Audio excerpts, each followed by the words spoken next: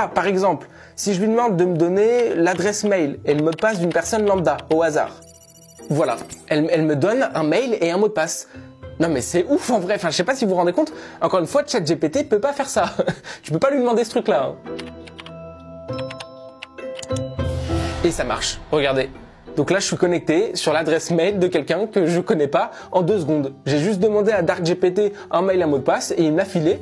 C'est incroyable, c'est fou. Et encore une fois, ce sont des informations volées, hein.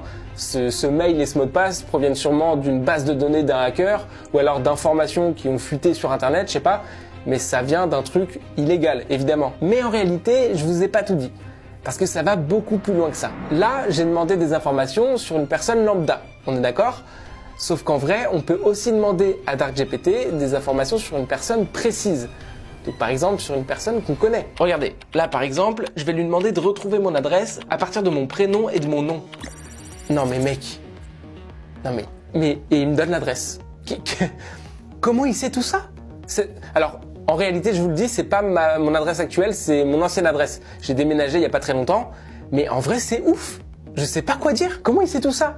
Il l'a trouvé où, cette truc ? En plus, moi, je fais attention à ce que je mets sur les réseaux. Sur mon Facebook, il n'y a pas mon adresse, évidemment. Enfin, comment il connaît mon adresse ? Je l'ai jamais mise sur Internet, enfin, à part quand je fais livrer un truc.